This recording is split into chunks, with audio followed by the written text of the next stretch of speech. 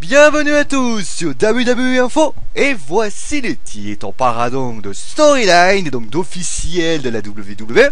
On parlera des résultats de SmackDown et on terminera avec WWE 2K15. Allez, place maintenant au storyline, et beaucoup le disent, c'est assez brouillon et l'explication serait sur le site wrestlechat.net. Il semblerait que certains scripteurs, bookers ou superstars de la WWE sont d'accord avec vous et critiqueraient même les storylines en cours. Les raisons seraient qu'elles s'entrecroiseront en ce moment. Par exemple, il y a 2 semaines, on avait eu l'Autorité, Chris Jericho, John Cena. C'est vrai que ça commence un petit peu, notamment d'ailleurs l'espèce de changement avec Randy Orton qui allait voir du côté de Chris Jericho et Seth Rollins qui allait voir du côté de Roman Reigns. Ça tourne un peu en rond, ça devient un petit peu compliqué. Et en plus de ça, beaucoup sont gênés par le fait qu'ils peuvent se retrouver sur plusieurs rivalités en même temps. Et cela génère une certaine confusion et empêche qu'une storyline soit bien finalisée. En tout cas, on espère bien sûr que la WWE a des grands plans, parce que pour le moment c'est très brouillon et ça pourrait très bien poser problème à l'avenir à la World Wrestling Entertainment. Allez, place maintenant au résultat de SmackDown. Le choix a débuté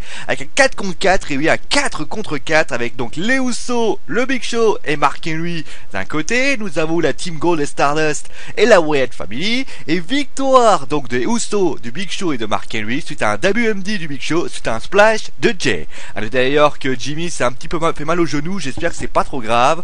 Ensuite, Bo Dallas a affronté Justin Gabriel sous les yeux de Jack Swagger et de Zeb Coulters. Et dans un match des divas, Paige a battu Summer Rae suite à un Black Windows, la prise de finition de AJ. Et après le match, AJ se vengera par un Page Turner sur Layla. Et après un peu de douceur vers la puissance, avec bien sûr le bras de fer entre Mark Henry et Alexander Rousseff. Et après une victoire acquise, la Nadi, moi je veux le revanche, et voyant Rousseff en difficulté. Eh bien, je l'ai aveuglé avec de la magnésie, et le russe bulgare a dégommé ensuite l'ancien champion olympique.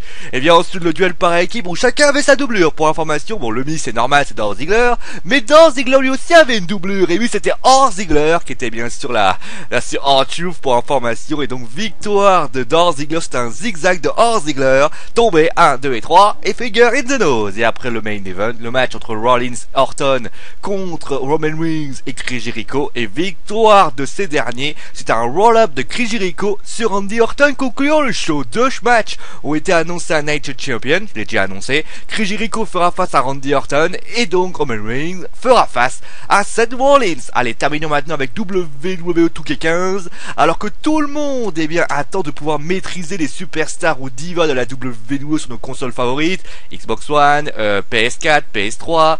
Vous avez également bien sûr la Xbox One, la Xbox 360, et il y a également peut-être les consoles portables. Malheureusement, tout le monde attend bien sûr la date du 31 octobre 2014, date de sortie de ce jeu magnifique.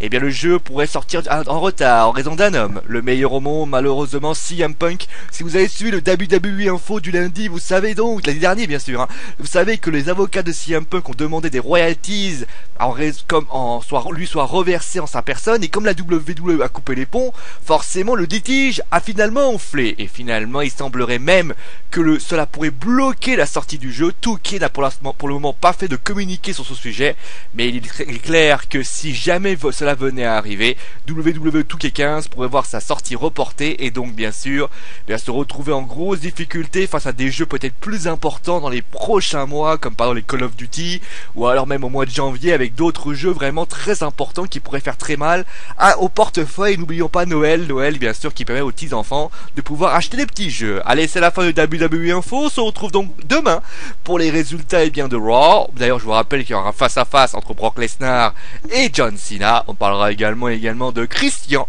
et son animaux, parce que je l'ai dit. Allez, ciao à tous.